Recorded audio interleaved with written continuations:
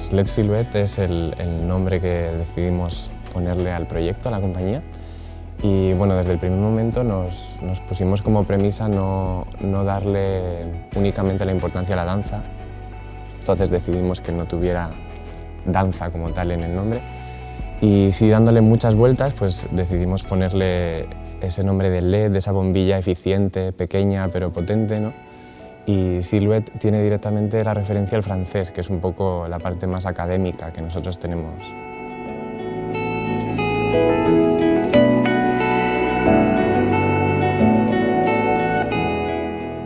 Kuriosoa da, ze biak baditugu gauza erabat antzekoak, gauza unitzetan, eta bertze batzutan gara kontrakoak. Orduan, batzutan talkak daude, eta bertze batzutan agitzongi ulertzen gara, baina talka horiei esker ere sortzen dira galdera berriak eta bide berriak sorkuntzarako baliatzen ditugunak.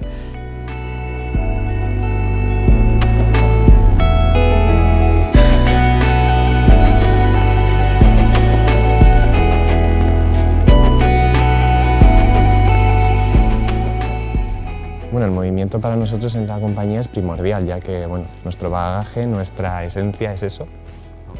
Pero el movimiento al final engloba todo. El movimiento, estamos en constante movimiento, estamos en constante relación con otros, en contacto, en energía, ¿no? Entonces para nosotros el movimiento es todo.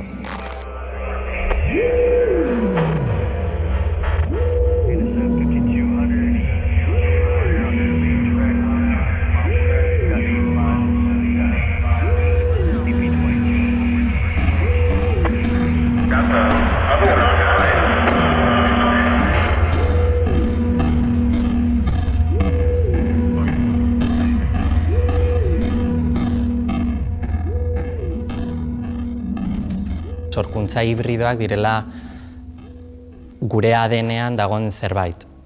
Izan ere, dantza noski da protagonista, baina musika, zuzeneko musika batzutan, eskultura, arte plastikoak, azkenean emozio estetiko bat edo sortu nahi dugu, eta beti, brometan erraten dugu, gure helburu nagusia da ikuslearen burmuinean plazerrezko pirulak bezala sortzea. Orduan, hortarako behar ditugun tresna nagusiak erabiltzen saiatzen gara, eta horregatik gure lantaldea dantzatik haratago doan zerbait izaten saiatzen gara.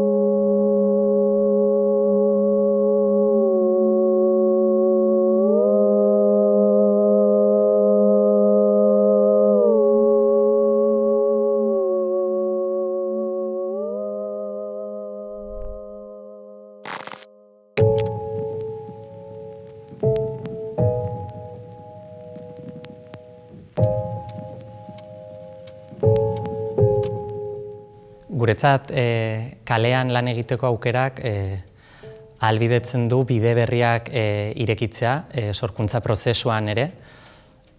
Agian txikitatik edo inertziagatik antzokietara ohituagoak gaude eta antzokiak interesgarriak dira, baina kaleak eskema horiek hausteko aukera ematen digu eta baita jokatzen aldugu estimulo desberdinekin, publikoa ikusten dugu, aurrez aurre, jendea dago inguruan agian emanaldi ikustera etorri ez dena, baina agian engantzatu egiten dena bukaeran. Eta horrek eragiten du sorkuntza horiek kalerako espreski sortzen diren emanaldiak bereziak izatea per se.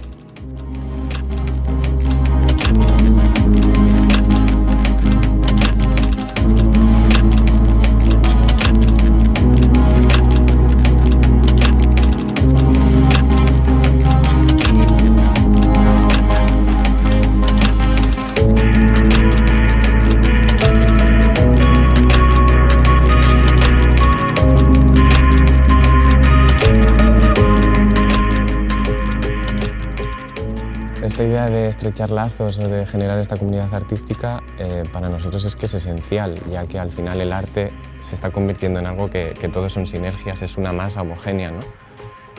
Por eso también la idea de investigar con otras artes, tanto plásticas, cinematográficas, involucrarnos directamente en la creación musical, o sea, en diferentes artes que quizá ya se practican, ya se tienen, pero se mezclan de algún modo que queremos conseguir algo especial o al menos algo con lo que te puedas sentir identificado.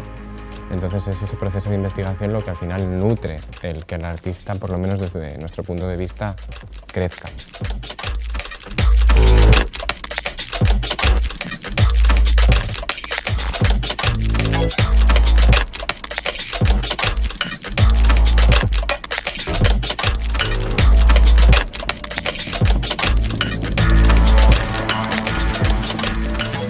Eta burutan ditugun proiektuen artean,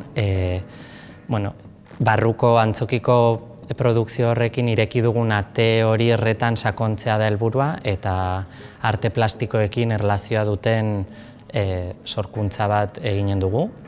Protagonista argia izanen da eta argiarekin eta gorputzarekin sortzen diren harremanak izango dira lan horren oinarria eta espero dugu 2021 bukaera aldera proiektu aurrera ematea.